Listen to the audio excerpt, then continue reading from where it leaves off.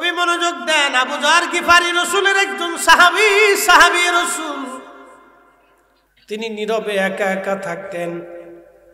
সাহাবীরা এসে বিচার দেন, হুজুর আবু যর গিফারি একা একা থাকে, সাহাবীদের মেলের মধ্যে আসে না।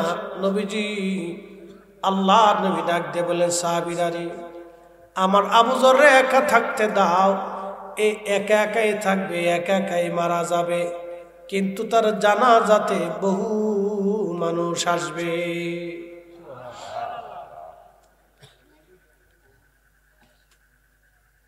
আল্লাহর নবীর ইন্তেকালের পরে সাহাবী রাসূল চলে গেলেন নীরবে মরুভূমির মধ্যে। একটা মরুদ্যানের ভিতরে তিনি কাটান স্ত্রীর সঙ্গে। মাত্র একটা জুব্বা দিয়ে আবু যর গিফারির বছরের পর বছর চলে গেল। আহা, কোনোদিন খাইতেন, কোনোদিন না খেয়ে থাকতেন। একটা খেজুর খেয়েও দিন পার হয়ে গেছে। আবু যর গিফারির ইন্তেকালের সময় ঘনায় গেল। তার স্ত্রী বসে বসে কাঁদার বলে, স্বামী রে, আপনার খেদমত আমি জীবনে বহু বছর নীরবে মরুদ্যানে মরুভূমির ভিতরে কাটাইলাম। স্বামী গো, আজ আপনি অসুস্থ, মারা যাবেন, আল্লাহর দিদারে চলে যাবেন। স্বামী আমার, আপনি চলে যাওয়ার পরে আপনার কে দাফন করবে, কে কাফন করবে? কাফনের কাপড়ই বা কোথায় আমি পাবো? আমি মহিলা মানুষ, কি করে আপনার কবর খনন করব? কি করে আপনার জানাজা দিব এই মরুভূমির ভিতরে? আমি কি করে মানুষ জোগাড় করবো গো স্বামী? কি আমি করব? আপনি কিছুই বলে গেলেন না।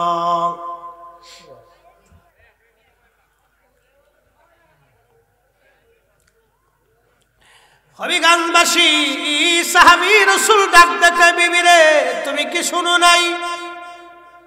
আমার রাসূল বলেছি আমি থাকবো একা, মারা যাব একা, কিন্তু আমার জানাজাতে বহু মানুষ আসবে। বিবি রে, পৃথিবী উল্টে যাবে, আমার রাসূলের কথা কখনো মিথ্যে হবে না। একসাথে বলেন আল্লাহু আকবার। তারা সাহাবীরা এইভাবে রাসূলকে বিশ্বাস করতেন। নবীর উপরে কেন কি ওয়া সাদাকা রাসূলুহুন নবিউল কারীম, নবী সত্য বলেছেন, কোন মিথ্যা বলেন নাই। নবী যাহা বলেছেন তাহা হবে। কিয়ামতের ময়দানে, কিয়ামতের আগে নবী বললেন ৮৫টা আলামত হবে। একটা আলামত হলো ডিভোর্সের সংখ্যা বাড়বে, তালাকের সংখ্যা বাড়বে, স্বামী স্ত্রীর তালাক বিচ্ছেদ বাড়বে। ২ নম্বর হলো জায়গায় জায়গায় বেহায়াপনা হবে, প্রকাশ্যে ছেলেমেয়েরা জেনা করবে। আজকে botanical garden, Ramna park, Cox's Bazar সমুদ্র বীচ আর পতেঙ্গা সমুদ্র বীচ বলেন, হোটেল মোটেল বলেন, আর কে পার্কে বলেন, জায়গায় জায়গায় কোনায় কোনায় মানকেছি ভাই। কাতি মাসের কুত্তা যেমন পাগল হয়, আমাদের ছেলে মেয়েরা এরকম বেহায়াপনায় পাগল হয়ে গেছে। কথা কয়, বিয়ে করবেন না, খুঁজে পাওয়া যাবে না। কথা কন না কা, এটা কিয়ামতের আলামত।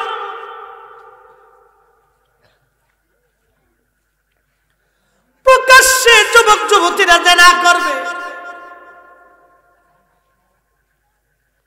মাঝে মধ্যে দেখা যায় মোটর সাইকেলের পিছনে জন্ডিস। আমরা গাড়ি চালাইতে পারি না।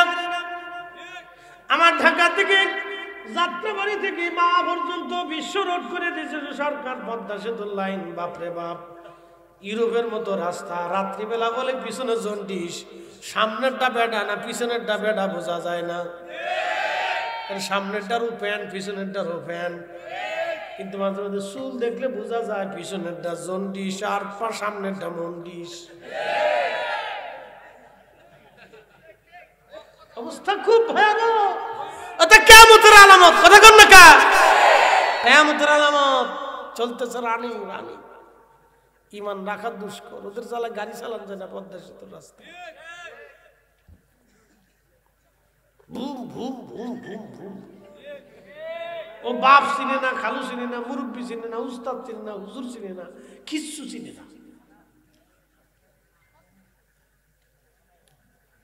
কিয়ামতের আলামত। কিসের আলামত? আহা কি কঠিন হচ্ছে দেখেন। ওই মহিলার পেট থেকে যা বেরোবে ও আসি কিছু, ও পেটের থেকে যা বেরোবে ও তো আন্দা গান্দা ভাষা। 2 নম্বর প্রোডাক্ট। প্রোডাক্ট কিন্তু 1 নম্বর না, মাল 2 নম্বর। আপনি ঠিক বললেও ঠিক, না ঠিক বললেও ঠিক। আমি যেটা করছি এইটাই ঠিক। তালাশ করে দেখেন 2 নম্বর মাল। মেড ইন ইন্ডিয়া, সিঙ্গাপুর, হ্যাঁ মেড ইন চায়না, যা দিদি।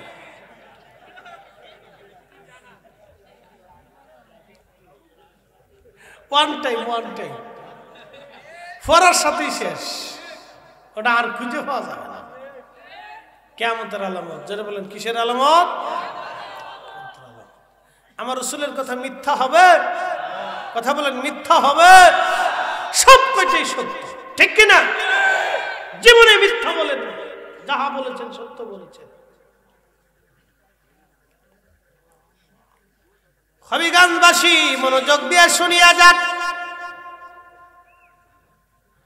আহা নবী সাহাবী ডাক দেখে, বিবি রে তুমি কি শোনো নাই? রাসূল বলেছেন, আল্লাহর নবী বলেছেন, আমি একা একা থাকবো, নীরবে নিবৃতে থাকবো। আমি মারা যাবে একা, কিন্তু আমার জানাজায় বহু মানুষ আসবে। বিবি রে আমার রাসূলের কথা মিথ্যা হবে না। তুমি টিলার উপরে যায় দেখো কোন কাফেলা আমার দিকে আসেনি আজ। যদি আসে তাহলে বুঝবা আমার সময় শেষ। স্ত্রী দৌড়ায় চলে যে টিলার উপরে তাকায় দেখলেন বহু দূরে একটা কাফেলা ধেয়ে ধেয়ে আসে। স্ত্রী ডাকতে বলেন, স্বামী কথা তো ঠিক, দূর থেকে একটা কাফেলা মনে হয় আসে, দূর থেকে মনে হয় একটা কাফেলা আসতেছে, দূর থেকে মনে হয় একটা কাফেলা আসতেছে, দূর থেকে মনে হয় একটা কাফেলা আসে। স্ত্রী ডাকতে বলতেছে, স্বামী মনে হয় কাফেলা দেখা যায়। বলে, বিবি রে তাহলে শুনে রাখো আমার সময় শেষ, আর সময় আমার পাওয়া যাবে না। আবু যর গিফারি রাদিয়াল্লাহু আনহু ইন্তেকাল করলেন। আহা ওই কাফেলার যিনি সাইয়্যিদ ছিলেন, প্রধান, তার নাম হযরত আব্দুল্লাহ ইবনে মাসউদ রাদিয়াল্লাহু আনহু। নবীর সমস্ত মুফতি সাহাবীদের মধ্যে শ্রেষ্ঠ মুফতি সাহাবী ছিলেন আব্দুল্লাহ ইবনে মাসউদ, যিনি ফতোয়া দিলে আর কোন সাহাবী ফতোয়া দিতেন না। এত বড় মুফতি ছিলেন। আল্লাহর নবীর পরে সবচেয়ে বড় মুফতি ছিলেন, গ্রান্ড মুফতি। গ্রান্ড মুফতি ছিলেন আব্দুল্লাহ ইবনে মাসউদ, কিন্তু প্রথম জীবনে ছাগল চড়াইতেন। একসাথে বলবেন আল্লাহু আকবার। প্রথম জীবনে কি চড়াইতেন? ছাগল। ইমাম মাহদিও ছাগল চড়াবেন বলতেছি।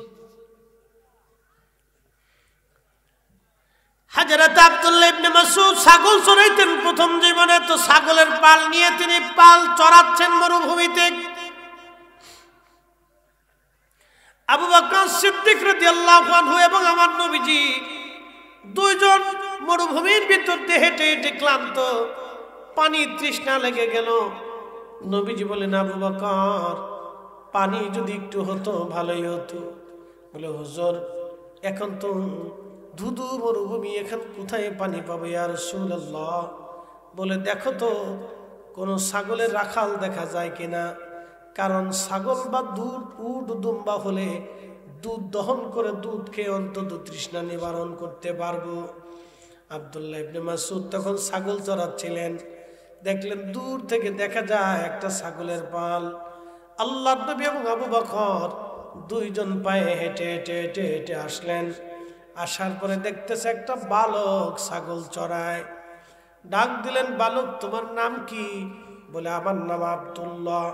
আল্লাহর নবী নামটা শুনে খুশি হয়ে গেলেন। আব্দুল্লাহ তুমি ছেলে মানুষ, আমার একটু দুধ দিবা? তোমার ছাগল থেকে দুধ দহন করে একটু দুধ দাও, আমি তৃষ্ণার্ত, পানি খাওয়া লাগবে। আব্দুল্লাহ ইবনে মাসউদ ডাক দিয়ে বলতেছেন, আপনি কে? আপনাকে চিনি না, তবে আমি আপনাকে দুধ দেব না, কারণ ছাগলের মালিক আমি না, আমি রাখাল মাত্র। মালিকের অনুমতি ছাড়া আমি দুধ দিতে পারবো না। একবার জোরে বলা যাবে কি মারহাবা? তেলের গাড়ি তেলে চলি,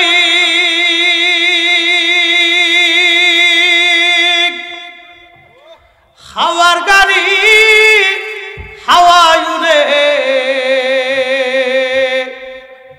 বিনা তেলে চালাই গাড়ি নবী সুলাইমান। আমরা সেই মুসলমান, আমরা সেই মুসলমান। মসজিদের জুতা ভালো জোড়া পেলেও চুরি করি,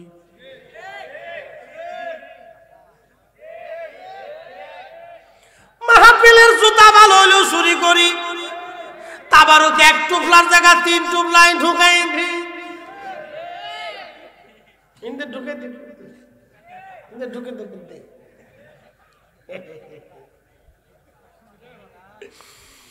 যে মসজিদে জুতা চুরি করে ওরা যদি আপনি অর্থমন্ত্রী বানান,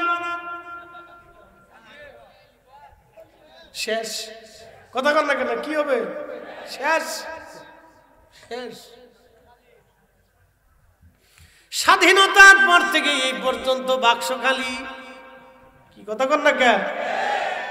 যেই লঙ্কায় যায় সেই রাবণ হয়ে যায়। কিন্তু শুনে যান, সেই দিন সাহাবী রাসূল তখনও সাহাবী না, কেবলমাত্র বালক, ডাক দিয়ে বলতেছে, আমার নবীরে তখনও চিনে না। আপনি কে? চিনি না, কিন্তু শোনেন, ছাগলের মালিক আমি না, ছাগলের মালিক আর একজন, আমি রাখাল। আমি মালিকের অনুমতি ছাড়া ছাগলের দুধ আপনাকে দেব না। একসাথে জোরে বলা যাবে কি আল্লাহু আকবার? আর আমরা জমিনের আইল ঠেলি। আইলি কয়, তুমি আমার কুবাও কে? কত সোজা করতেছি, সোজা করতে করতে এক হাত আইল রে কাটতে কাটতে সাইলেন্সি বানাই ফেলছে। আইল চিনা যায় না, এটা আইল না লাইল না খাইল না পাইল কি কিচ্ছু বোঝা যায়। ঠেলতে ঠেলতে আইলের জান শেষ। আমি দেশে গেছি, আমি তো জমি জমা দেখার সুযোগ নেই। বড় ভাইকে একটু ঘুরে ঘুরে আই পশ্চিম পাড়া থেকে, তো পশ্চিম পাড়া আমাদের অনেক জমি আছে, তা দেখতে গেছি যে আইল ঠেলতে ঠেলতে আইল থাকবে সুজা বাঁকা করে যাচ্ছে। তাই বললাম, কাকা আইল এরকম বাঁকা হইলো কে? ওইরকমই ছিল। আমি বললাম যে, কাকা ছোটকাল থেকে তো সুজাই দেখছি, আজকে হঠাৎ বাঁকা হয়ে গেল কেন? আব্বা থাকতে দেখছি সুজা, তো আব্বা মারা গেছে, আমি ক্লাস 3-তে থাকতি, তখনই তো আব্বার সাথে আসতাম, আমি তো তখন সুজা দেখছি, তো বাঁকা হইল কে? না বাঁকাই ছিল, বাঁকাই, এটা আমি পাই। কাকারে যদি আপনি পান তো বাঁচাই দিলেন, আর যদি না পান কিয়ামতের ময়দানে জমি কিন্তু আমাকে বুঝাই দেওয়া লাগবে। পরের তারিখ যায় দেখলাম সোজা হয়ে গেছে। তার মানে ভালো, লোকটা বুঝতে পারছে না ভুল হয়েছে। কথা ঠিক কিনা? কেউ যদি ভুল স্বীকার করে তাহলে তার ওইটাকে গ্রহণ করতে হয়, তার ক্ষমা করতে হয়, এটা হলো নিয়ম। ভুল স্বীকার করছে, চিন্তা করছে না হুজুরের লাগে পারাপারি করে লাভ, এতে জাগা মতো ধর্ম। আমাকে কয় সমান ধান খাবেন এই এক হাত থেকে? খাতে থাকে কিয়ামতের ময়দানে বুঝাই দিয়ে তারপরে যাইতে হবে। কি কিয়ামত কায়েম হবে না? কথা কন না কেন? হবে না? হবে হবে। এদেশের কোটি কোটি টাকা ওই যে সুইস ব্যাংকে বেগম পাড়া সেগম পাড়া যারা মিথ্যা বাড়ি বানায় খায়, কিয়ামতের ময়দানে সব ধরা পড়বে। সেই দিন 18 কোটি মানুষের মামলা পড়বে, আমরা যাকে চাচা দিয়ে দাও। কি কথা কন না কে? কাকা দিয়ে দাও, কাকা দিয়ে দাও, আজকে বুঝাই দাও, ও ফাজলিমি চলবে না, আজকে দিয়ে দাও। সেই দিন আমরা না হওয়া পর্যন্ত ছাড়ব কাউকে ছাড়তেছি না। ও পাকিস্তানের আগেও না, পাকিস্তানের পরেও না, এখনো না, আগামীতে।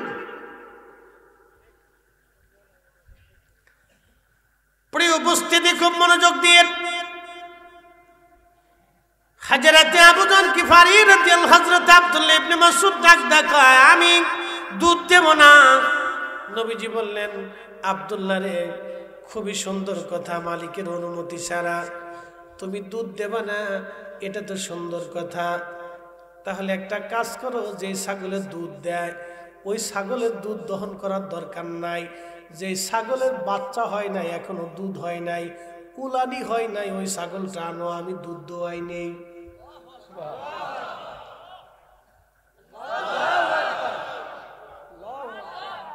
চুপচাপ বয়ে রয়েছে বুড়া মাসির মতো। ওদের এই বয়সে জোরে সুবহানাল্লাহ কও, আরো জোরে। খাবার আসেনি আপনার দেশের মসজিদে কম, তুমি তো রাসূল তোমার মতো, তুমি পাড়ার দুধ দুয়া যাও। কি কথা কর না, তুই যদি ফারুস তো পাড়ার দুধ দুয়া, তুই ফারুস নি কে? কথা খারাপ কইছি? পাড়া কি কোনো গালি? যেটা বিশেষ কাটে না, এটা ফাটা হয়ে যায়, এটা অটোমেটিক ফাটা হয়ে যায়। আগার কাশি দেগার পাড়া তোলালো, তবু পাড়ার ভব খাসলাত না গেল। এর অর্থ হলো, যার যেরকম খাসলাত সে ওই খাসলাতেই থাকে, খাসলাত তার পরিবর্তন হয় না।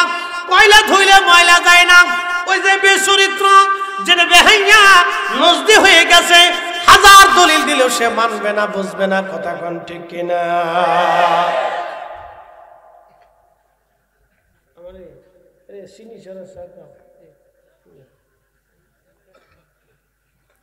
দাম বাড়ার পরে তো আমি যা চিনি খাবো না, যা খাইলাম। কি হয়েছে তাতে? চিনি ছাড়া চা খাই ভালোই লাগে, আর চিনি দেখাইলে মজা লাগে না।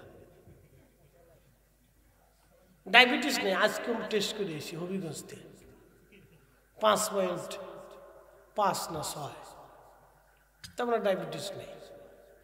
হজে যাওয়ার আগে মাপছি, তাও 5 পয়েন্ট। আমার ওই ডাক্তার, ইসলাম ডাক্তার, একদিন মাপছে 16 পয়েন্ট। আপনার তো ডায়াবেটিস। ধুর, গত বছর মাপছে 16 পয়েন্ট। আপনার তো ডায়াবেটিস। ডায়াবেটিস গেছে।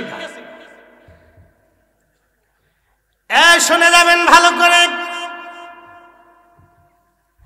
আল্লাহ নবী ডাকতে বলতেছে, আব্দুল্লাহ, যে ছাগলের দুধ হয় না ওই ছাগলটা তুমি আমার কাছে আনো, আমি নিজে দুধ দহন করে নিব। আব্দুল্লাহ ইবনে মাসউদ বলতে যায়, কয় কি দুধ হয় না? কেমনে দুধ দহন করবে? বাচ্চাই হয় নাই ছাগলের কাছে, ছাগলের ওলানি আসে না, এদিকে কেমনে দুধ হবে? বলে, আব্দুল্লাহ রে, তুমি ছাগলটা আনো। আবু বকরকে বলেন, আবু বকর, একটা পেয়ালা নিয়ে আসো।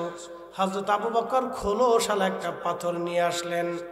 যে পাথরের মধ্যে খোলস আছে, পাথর নিয়ে এসে এটা সুন্দর করে মুছে ধুলাবালি ফালাইয়া পরিষ্কার করে হযরত আব্দুল্লাহ ছাগলের নিচে ধরলেন।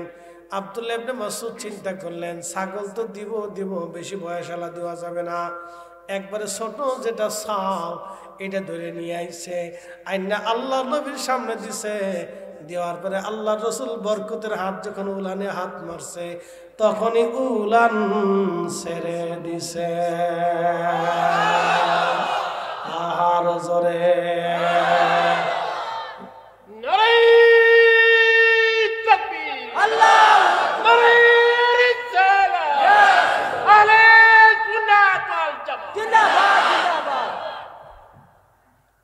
মাইক লাগে না। বাপরে বাপরে, গলারি এরকম যদি 500 লোকে এক লোকে শিক্ষা দেয়, সামনে মাঠ ফাঁকা, ক্লিয়ার? কি কথা কর না, কে শয়তান পর্যন্ত দৌড়াই।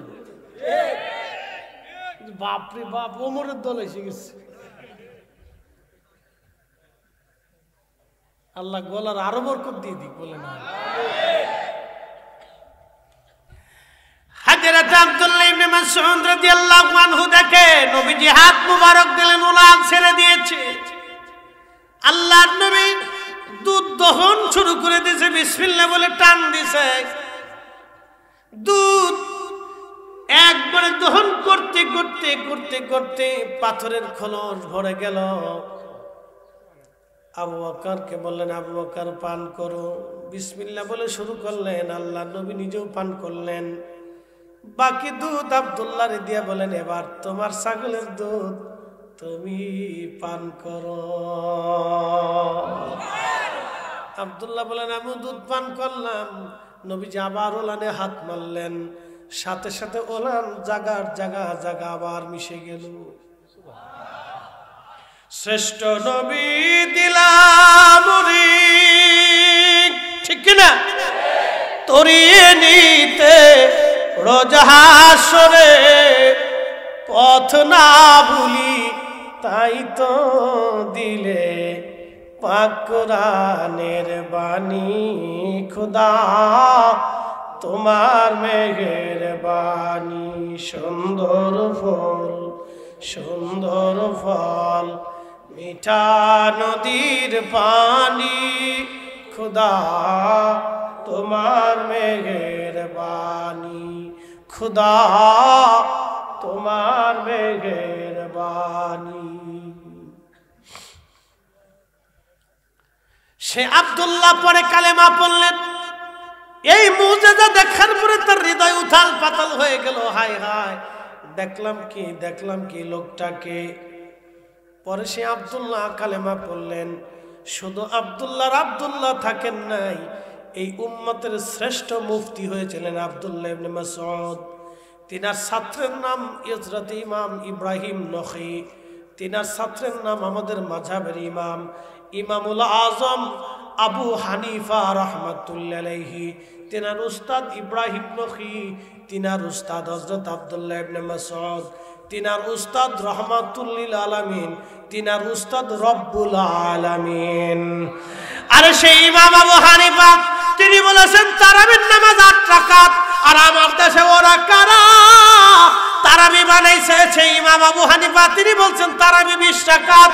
আমার দেশে ওরা কারা যারা তারাবি বানাইলো 8 রাকাত? তার মানে ওরাই হলো অরিজিনাল সালাত। হাত উঁচা করে বলেন, আরো জোরে। জোর হয় না কেন? জোরসে বলো। সোনার ঘরের সোনা নামাজ সোরা, জুতা চোর তো 100, নামাজ চোর হলো মারাত্মক চোর। সাচ্চে মুসলমান ওরা নামে মুসলমান, ইমানদারের ইমান নিয়ে করছে যারা খেলা, ওরাই তো আসলে এজিদেরই চেলা। ওরা আবার কয় এজিদ রহমাতুল্লাহ আলাইহি। এজিদের নামে কি দোয়া হবে না লানাতুল্লাহি আলাইহি?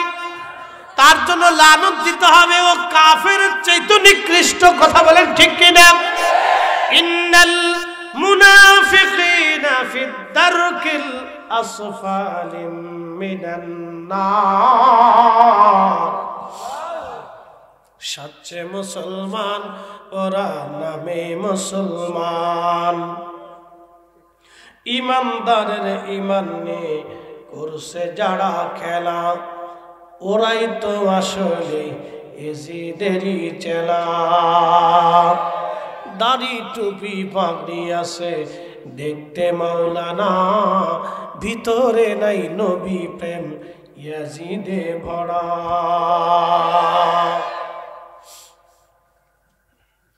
আমি গানবাসী মনোযোগ দিয়ে শুনিয়া যাবেন। হযরতে আব্দুল্লাহ ইবনে মাসউদ তিনি বিরাট একটা কাফেলা নিয়ে রাস্তা দিয়ে যাওয়ার সময় তিনি আবু যর গিফারির খবর পাইলেন। কাছে গেলেন, তিনি ইন্তেকাল হয়েছেন। তিনি গোসল করাইলেন, কাফন দাফন পড়াইয়া আরো অনেক সাহাবী এবং তাবি সহ তিনি ওইখানে কবর খনন করলেন। হযরত আবু যর গিফারি রাদিয়াল্লাহু আনহুর কবর দিলেন, জানাজা হলো।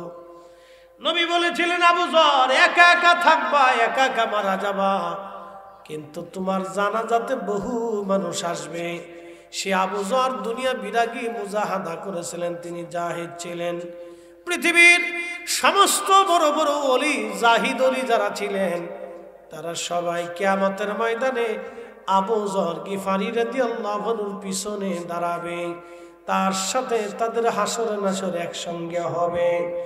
দুনিয়ার যত বীর মুজাহিদ যোদ্ধা, বীরের যোদ্ধা যারা ছিল, কালেমার জন্য যারা জিহাদ করেছে, লড়াই করেছে, শহীদ হয়েছে, আল্লাহু আকবার, কিয়ামতের ময়দানে তারা হযরত আলী রাদিয়াল্লাহু আনহুর সঙ্গে তাদের হাসর নাসর হয়ে যাবে।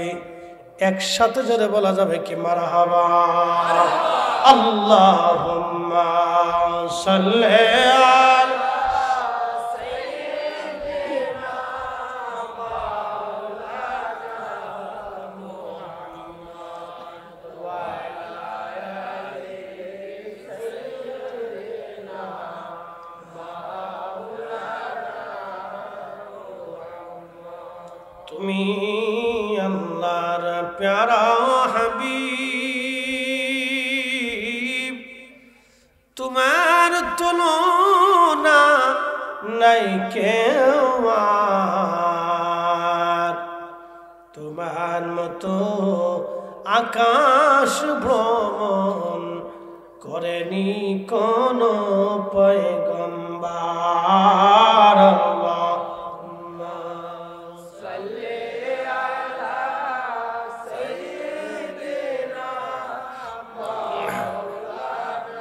আহা জবান খোলে,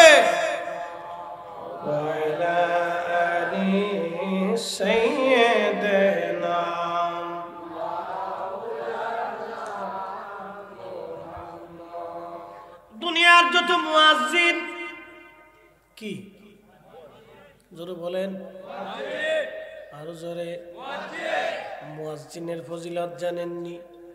কিয়ামতের ময়দানে কোটি কোটি কোটি কোটি মানুষ মেহশরে দাঁড়ায় যাবে, সবার মাথার উপরে থাকবে মুয়াজ্জিনের মাথা, সব মাথার দিকে সবার উপরে থাকবে মুয়াজ্জিনের মাথা।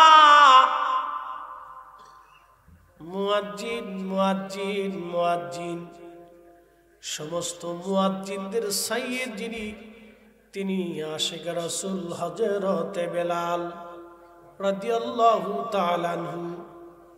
শুধু এই কালেমার জন্য এত পরিমাণে তিনি কষ্ট করেছিলেন, অন্য কারো নসিবে এমন কষ্ট হয় নাই।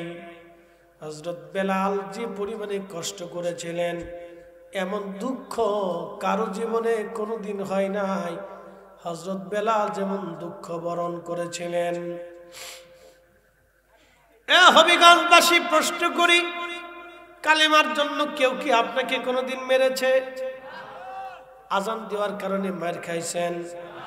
না, শুধু মাঝে মাঝে পবিত্র মিলাদুন নবীর জশ্নে জুলুস মিলাদুন নবী পালন করলে, আমার দেশে এক দল আছে যারা বিরোধিতা করে সুন্নিদেরকে তেরে তেরে মারতে আসে।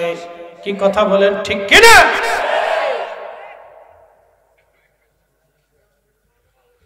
হ্যাঁ, আমি মনে করি এটি ইশকে রাসূলের পরিচয়, ঠিক কিনা?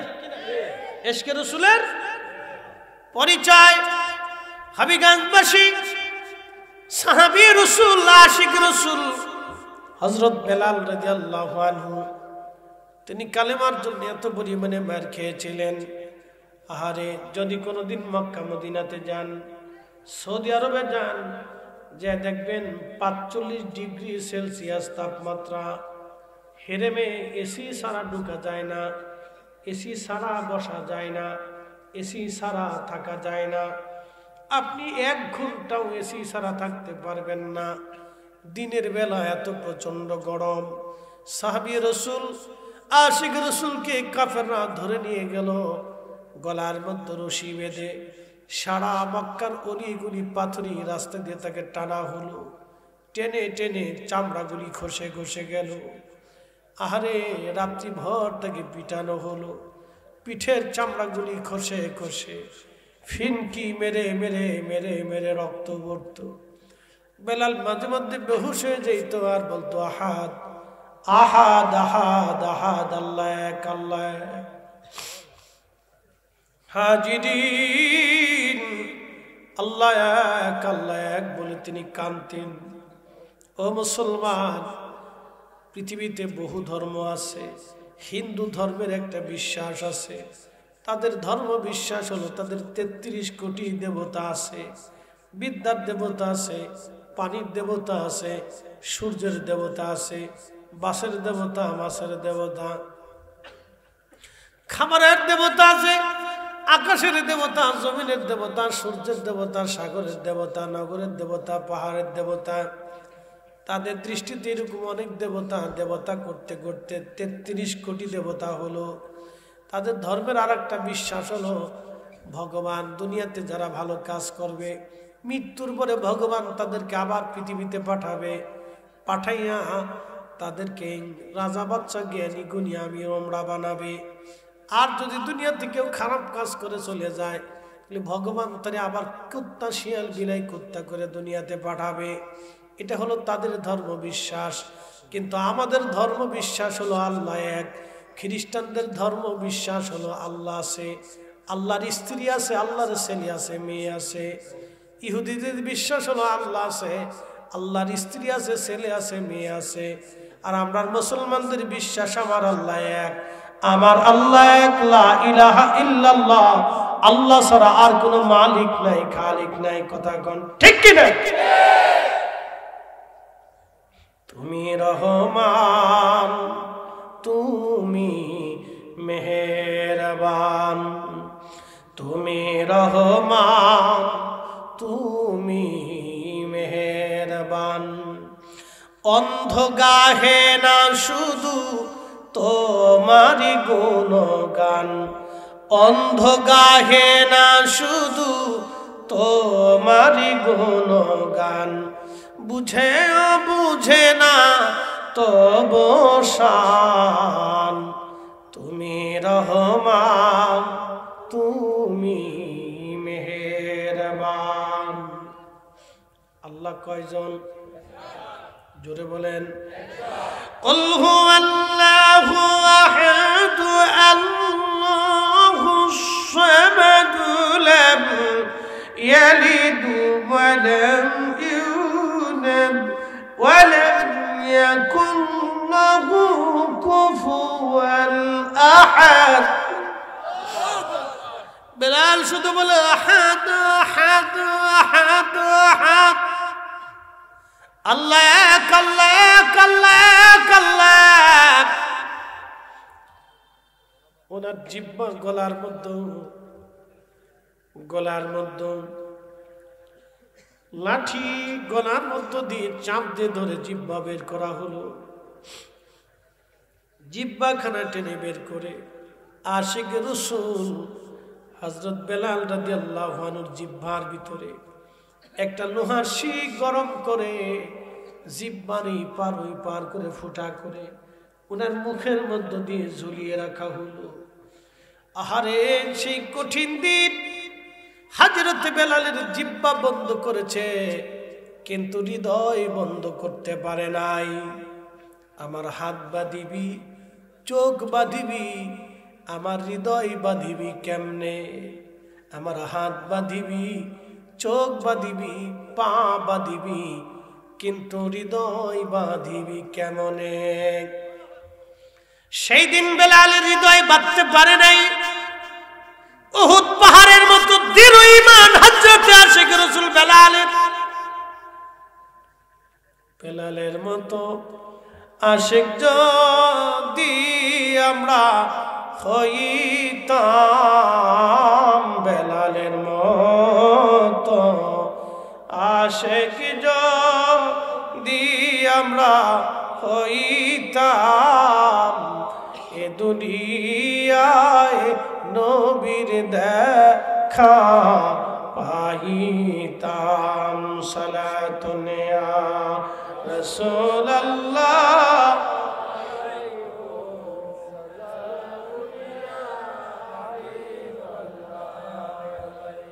সালাতুন ইয়া রাসূলুল্লাহ,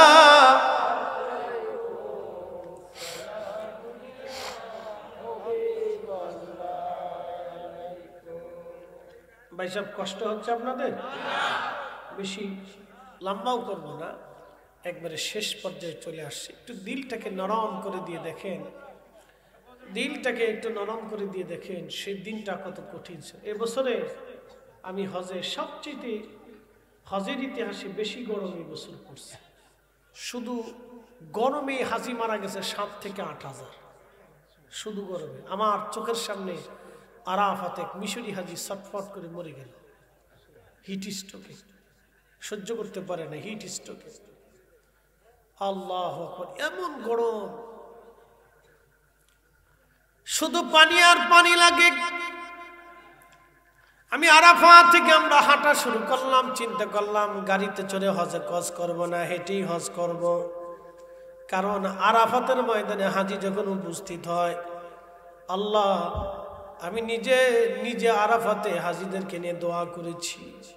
হাজিরা এমনভাবে কান্না করে, আরাফাতের মাঠে এমন কান্না কোথাও হয় না। মিনাতে দোয়া করেছি, আহা মুজদালিফায় দোয়া করেছি, হেরেমে দোয়া করেছি, মদিনাতে দোয়া করেছি। হাজিরা উহুদে যেখানে নবীর দন্ত মোবারক শহীদ হওয়ার পরে আমার নবীজি যেইখানে বিশ্রাম করেছিলেন ওইখান থেকে, আল্লাহু আকবার, আমি নিজের আর সাক্ষী, ওখান থেকে রাত্রিবেলা আল্লাহর নবীর 1450 বছর আগে বসেছিলেন, সেই সুঘ্রাণ এখনো ওখান থেকে বের হয়। আমি নিজের আর সাক্ষী, ওইখানে আমি বসেছি, 4-5 জন আলেম আমরা একসাথে ছিলাম। 1450 বছর পরে ওখান থেকে এখনো জান্নাতের ঘ্রাণ আসে। পৃথিবীর কোন আতরের সাথে ওই আতরের ঘ্রাণের সুঘ্রাণ এক হবে না। আল্লাহর কসম করে বলতেছি, হবিগঞ্জবাসী, এত সুন্দর ঘ্রাণ পৃথিবীর কোথাও আপনি পাবেন না। নবীজি 1400 বছর আগে ওইখানে বিশ্রাম করেছিলেন। আহা, দন্ত মোবারক শহীদ হয়েছিল, মাথা মোবারক কেটে গিয়েছিল। যেখানে দন্ত শহীদ হয়েছিল ওইখানে এখন একটা ছোট্ট মসজিদ আছে, যেই মেহরাবে নবীজি যোহর এবং আসরের নামাজ পড়েছিলেন। আসরের নামাজের পরেই কাফেররা নবীকে আক্রমণ করেছিল। কঠিন কষ্টের সেই দিন উহুদ পাহাড় নবীকে আশ্রয় দিয়েছিল। নবীজি বলতেন, উহুদ আমারে ভালোবাসে, আমি রাসূল উহুদ রে ভালোবাসি। আলা বাবিম মিন আবওয়াবিল জান্নাহ, উম্মত রে, জান্নাতের দরজাতে আমার উহুদ রে তোমরা দেখতে পারবা। শুধু নবী ভালোবাসার জন্য একটা পাহাড় জান্নাতে চলে যাবে উহুদ। যদি কোনোদিন জান্নাতি পাহাড় দেখতে চান, উহুদের দিকে তাকায় দেখবেন সে জান্নাতের পাহাড়। উহুদের দিকে তাকায় দেখবেন সে রাসূলকে ভালোবাসতো, আমার নবী উহুদরে ভালোবাসতো। ভালোবাসা, ভালোবাসা। বেলাল আমার নবীরে ভালোবাসতো, এমন ভালোবাসা দিল রে, কলিজা দিয়া, জীবন দিয়া, রক্ত দিয়া ভালোবাসছে। এমন ভালোবাসা দিল রে, কলিজা দিয়া, রক্ত দিয়া, জীবন দিয়া ভালোবাসা দিচ্ছে। কাসওয়া উট নবীরে ভালোবাসতো, শুধু ভালোই বাসে নাই, বিরহ বেদনা সহ্য করতে না পেরে কাসওয়া আত্মাহুতি দিল। রাসূল ভালোবাসার ইতিহাস বড় করুন, নবী ভালোবাসার ইতিহাস বড় কঠিন। হে হবিগঞ্জবাসী, হযরত বেলাল এমন ভালোবাসা দিল, আহাদ আহাদ আহাদ আহাদ বলে কান্ত বেলাল। জিহ্বা বন্ধ করে দিল, হৃদয় বন্ধ করতে পারে না বেলালে। একবার হুশ আসতো, আবার বেহুশ হয়ে পড়ে যাইতো বেলাল মরুভূমির ভিতরে। উত্তপ্ত বালু চিৎ করে শোয়াইয়া বুকের মধ্যে পাথর চাপা দি, হাত পা গুলি বেঁধে সবাই মরুভূমির মধ্যে রেখে চলে আসতো। ওরা মনে করতো বেলাল বুঝি মরে গেছে, কিন্তু নবীর আশিক তখনও মরে নাই। আল্লাহ কোন রকম দম আসত, কলিজা জিহ্বাগুলি শুকায়া পানি চিউচির হয়ে আসতো। পানি দিত না, কঠিন তৃষ্ণায় বেলাল আহাদ আহাদ বলে কাঁদতে থাকতো আর বলতো আল্লাহ এক, আল্লাহ এক, আল্লাহ এক, আল্লাহ এক। হিজরত করে বেলাল চলে গেল মদিনাতে, নবীজি চলে গেলেন, আজান প্রবর্তন হলো, আজান আসলো। নবীজি ডাক দেয়া বললেন, সাহাবীরা রে আমার বেলাল রে ডাকো, লাব্বাইক ইয়া রাসূলুল্লাহ। আজকে থেকে তুমি আজান দিবা, আমার বেলাল রে আজানের বাক্যগুলি শিখায় দাও। আজানের লাহার ফুয়ুজুত এত কঠিন ছিল বেলালের। আহা, আজান দেওয়ার সঙ্গে সঙ্গে মদিনার মানুষ পাগলপানা হইয়া মসজিদে নববীতে এসে নবীজির পিছনে নামাজে দাঁড়াইতো। আমার নবীর ইন্তেকাল হলো, আল্লাহ আমার নবীর ইন্তেকাল হয়ে গেল। বলছিলাম ইব্রাহিম খলিলুল্লাহর কাছে আজরাইল এসে ডাক দেখায়, বন্ধু কি বন্ধু আপনাকে আল্লাহ নিয়ে যেতে বলেছেন, আমি জান কবজে আসছি। ইব্রাহিম ডাক দেখায়, আরে আজরাইল আল্লাহরে যা বলো বন্ধু কি বন্ধুর জান কবজ করেনি। আজরাইল দেখ আল্লাহ যে ইব্রাহিম খলিলুল্লাহ বলেছেন বন্ধু কি বন্ধুর জান কবজ করেনি। ইব্রাহিম ছাড়া তো আপনার আর কোনো বন্ধু নাই। আল্লাহ ডাক দেখাই, আজরাইল আমার খলিল রে দেখ, বন্ধু বন্ধুরে ডাকলে কি না আসেনি? বন্ধু বন্ধুরে ডাকলে কেন আসবে না? বলো বন্ধুকে বন্ধুরে নেওয়ার জন্য সামনে থেকে রুগী নিয়ে চলে যায়। হুজুর তারে নিয়ে আসছি, আজরাইল আপনার সঙ্গে কথা বলতে চায়। নবী বললেন বলো। বলি ইয়া রাসূলুল্লাহ, আল্লাহ হুকুম করছে, আপনি অনুমতি যদি দেন আমি আজরাইল আপনার জান কবজ করব। অনুমতি যদি না দেন আমি আজরাইল আল্লাহর কাছে ফিরে চলে যাব। আপনার যতদিন মন চায় আপনি ততদিন উম্মতের মাঝে বেঁচে থাকবেন। আল্লাহ এইভাবে আমাকে ফরমান দিয়ে দিছে, এমন সুপ্রিম পাওয়ার কোনোদিন কেউ পায় নাই, আর কেউ পাবেও না। একবার জোরে বলা যাবে কি ইয়া রাসূলুল্লাহ।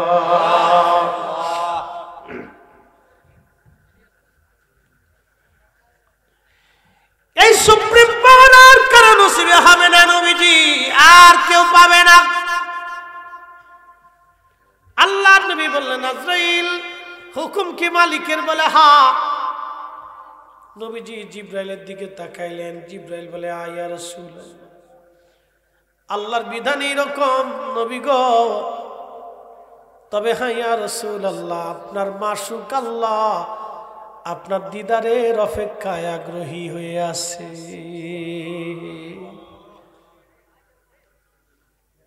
আপনি নবীর অপেক্ষায় আমার মাশুক আমার আল্লাহ দিদারে আগ্রহী হয়ে আছে। আমি জারি প্রেমে পাগল সে তো মদিনা। প্রেমানলে পুড়ে মরি, প্রেমানলে পুড়ে মরি, ওহে রব্বানা। আমি জানি প্রেমে পাগল সে তো মদিনা। হযরত বেলাল প্রিয় নবীর ইন্তেকালের পরে সবচেয়ে বেশি ব্যথা যিনি পেয়েছিলেন সাহাবীদের মধ্যে। যদিও সব সাহাবী পাগল পরা ছিল, কিন্তু বেলাল ছিলেন বেশি আসে। পাগল পরা হইয়া ডাক ডাকে সাহাবীরা রে, আজকে নবী নাই, আমি কানে আজান শোনাবো, কে আমার নামাজ আসবে? আমার আজান দিলে কে নামাজ পড়াবে? আজকে থেকে আমি আর আজান দেব না। নিয়ত করেছি আমারে বারণ করবা না, আমারে অনুরোধ করবা না, আমি আর আজান দিব না। আল্লামা ইমাম তাকিউদ্দিন সুবকি, আল্লামা ইমাম শরহে বুখারী ইমাম কিরমানি তিনি লেখছেন, নবীর ইন্তেকালের পরে বেলাল আর কোনোদিন আজান দেন নাই। আরে হযরত বেলাল একদিন এসে আবু বকরের কাছ থেকে বিদায় নিয়ে রওনা হয়ে চলে যাবে। আবু বকর ডাক ডাকা, বেলাল তুমি থাকো, মসজিদে নববীতে তুমি আজান দাও। আবু বকর ডাক দিয়ে বলতেছে, বেলাল আজান দাও। বেলাল ডাক দেখায়, না রে আবু বকর, আর আজান দিতে পারবো না। আমি নিয়ত করেছি নবী নাই, আমি আর আজান দিব না, আমারে বিদায় দাও, আমি সিরিয়াতে চলে যাব, এখানে আর আমার দ্বারা থাকা সম্ভব হবে না। কারণ ছিল, দেখবেন অনেক সন্তান মার কবরের পাশে দাঁড়াইলে আর স্থির থাকতে পারে না। আমি নিজে দেখছি, রওজা শরীফে হাজি যাই স্থির থাকতে পারে না, অনেক আশিক হাজি পাগলের মতো কান্না করতে থাকে, ইয়া রাসূলুল্লাহ আপনার কদমে আমি আসছি, আর কোনোদিন আসতে পারবো কিনা জানি না। কত গরিব আশিক হাজি আছে রে, জীবনে আশা করে জীবনে একটা বারো যদি নবীর রওজার পাশে দাঁড়াইতে পারতাম। বুঝতেই পারতেছেন বেলালের অবস্থা কেমন। রওজা শরীফ দেখলে বেলাল আর স্থির থাকতে পারতেন না, পাগল পারা হয়ে যাইতেন, বিমর্ষ হয়ে যাইতেন। রওজা শরীফের দিকে তাকাইলে বেলাল পাগল পারা হয়ে কাঁদতেন। মদিনাটা বেলালের জন্য বড় কঠিন হয়ে গেল। হযরত বেলাল চলে গেলেন মদিনাতুল মুনাওয়ারা থেকে সুদূর সিরিয়ার দামেস্কে। গভীর রাত্রিবেলা ঘুমা নবীজি স্বপ্ন দেখায় বললেন, বেলাল রে, কেমন জুলুম শুরু করছো বেলাল, আয় আমি নবীর জিয়ারতে আয়। কেন তুমি আমার জিয়ারতে আসো না রে বেলাল, তুমি জিয়ারতে আসো। কতদিন হলো রে বেলাল তুমি আমার জিয়ারতে আসো না, আমার সঙ্গে তুমি কেন জুলুম শুরু করছো রে বেলাল। নবীর আশিক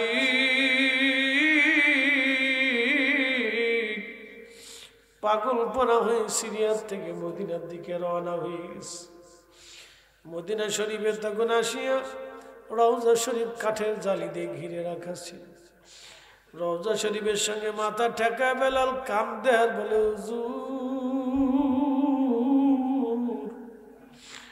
স্বপ্নে যাইয়া গোলাম আসতে বলেছিলেন, গোলাম হাজির হয়ে গেছে। গোলাম আপনার কদম মোবারকে হাজির,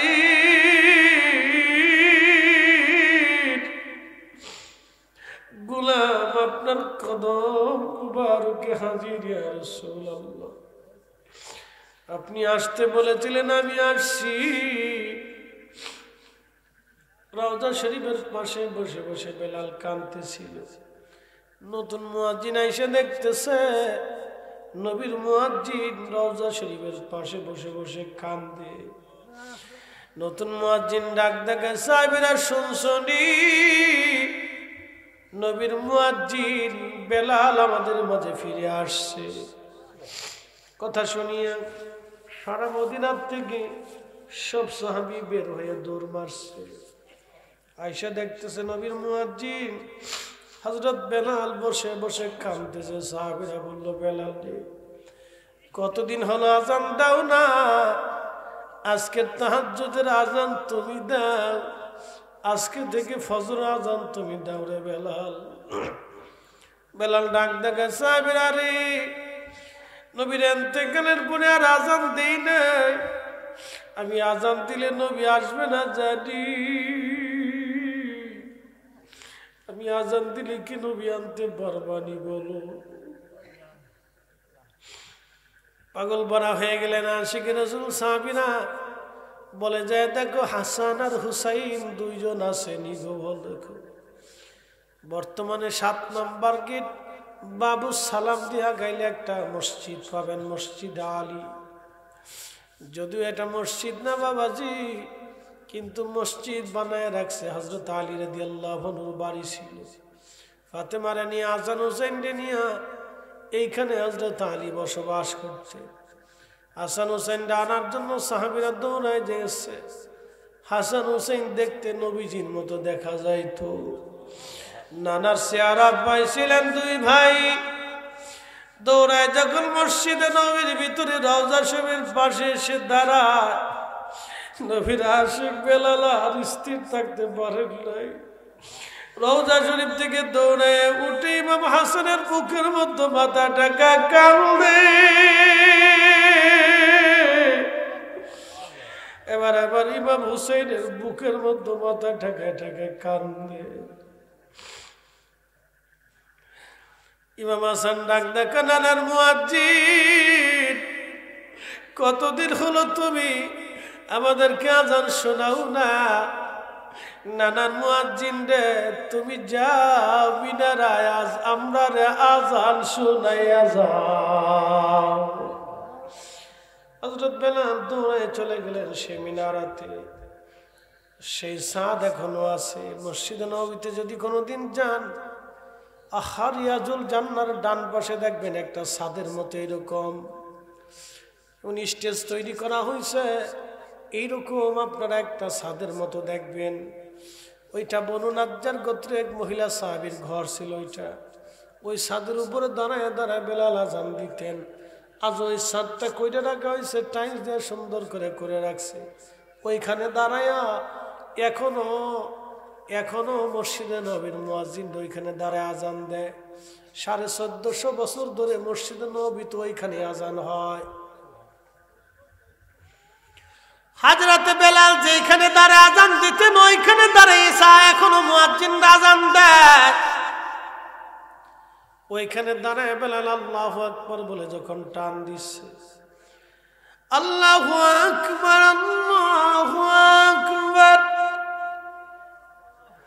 আল্লাহু আকবার, আল্লাহু আকবার। সারা মদিনাতে আজান রন্দে রন্দে ছড়ায় গেল আজান। আশহাদু আল্লা ইলাহা ইল্লাল্লাহ।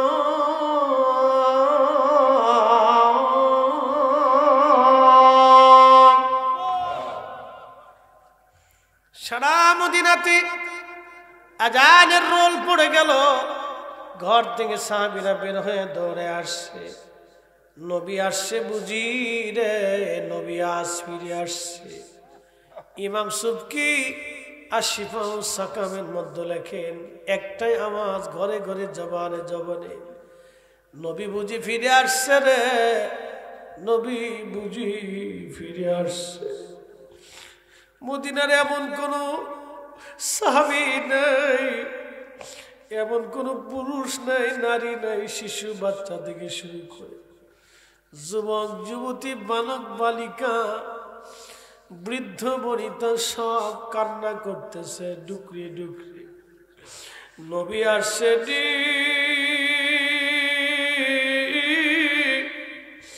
নবী বুঝি আসছে রে, নবী বুঝি আসছে আজ। দৌড়ায় দৌড়ায় মসজিদ নবীর দিকে আসি। ইমাম সুবকি বললেন, নবীজির ইন্তেকালের পরে এভাবে কান্নার কোনোদিন মদিনাতে হয় নাই।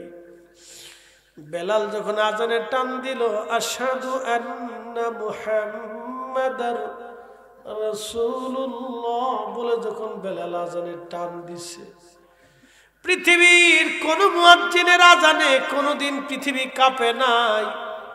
কিয়ামত পর্যন্ত কোন মুয়াজ্জিনের আজানে পৃথিবী কাঁপবে না। ওই দিন বেলালের আজানে প্রেমের আকর্ষণে কঠিন, পৃথিবীর মাটি পর্যন্ত থরথর থরথর করে কেঁপে উঠছে। পৃথিবীর মাটি থরথর করে কেঁপে উঠছে। ওই দিন মদিনার মাটি থরথর থরথর করে কেঁপে উঠছে। আহা, ইশকে রাসূলের ওজন কত বুঝে যান। মাটি পর্যন্ত স্থির থাকতে পারে না, ইশকে রাসূলের ধাক্কা এত কঠিন। এই জন্যে এই ঘটনা আমি যতবার বলেছি, অনলাইনে যত কোয়ালিটির মানুষ আমার ওয়াজ শুনেছে, এমনকি অন্য ধর্মের মানুষেরা আমার এই ওয়াজ শুনে চোখের পানি ফেলে কেঁদেছে। কোটি কোটি মানুষ আমার এই ওয়াজ শুনে চোখের পানি ফেলে ফেলে কেঁদেছে। সব মসলক আমরার থেকে ভিন্ন মতের, ভিন্ন মসলকের আলেমরা বলেছে, ফরিদি ভাই জীবনে আপনার ওয়াজ শুনে যতবার কেঁদেছি। এক ভদ্রলোক একদিন আমাকে জড়িয়ে ধরে এক আলেম বলতেছে, হুজুর চিনতাম না কোনোদিন আপনাকে। মদিনাতে আমি উমরা করার জন্য যখন মদিনায় গিয়েছি, আপনার ওয়াজটা শোনার পরে আমার জীবনে কোনোদিন এইভাবে আমি কোনোদিন কান্না করিনি। আমার জীবন সার্থক। আমি মদিনাতে ওয়াজটা শুনে এমনভাবে কাঁদছি, আমি যতবার শুনেছি ততবার আমি কান্না করছি। আমি এখন বুঝি কেন মানুষের হৃদয়ের ভিতরে আকর্ষণ আসে। আর জমিন পর্যন্ত স্থির থাকতে পারে না এই ঘটনায়। বেলালের ইশকের আযানে পৃথিবীর মাটি স্থির থাকতে পারে নাই, মদিনার একটা মানুষ স্থির থাকতে পারে নাই। এই জন্য কারো অন্তরে যদি ইশকের রাসূল থাকে, এই আলোচনা শোনার পরে সে নিজেকে স্থির রাখতে পারে না। কথা বলেন ঠিক না বেটে? হে রাসূল তোমায় ভালোবাসি, অন্তরে শুধু মুখে নয়, জান্নাতের আশা নয় হে রাসূল, জাহান্নাম কেউ ডরি না। তোমায় পাওয়ার আশায় মন ছুটে যায় মদিনায়, এ আশিকে দিদার দাও না, আর দূরে থাকিও না। এ আশিকে দিদার দাও না, আর দূরে থাকিও না। এসেছেন যত নবী সকলের ইমাম, সালাম নবী তোমায় হাজারো সালাম ইয়া নবী।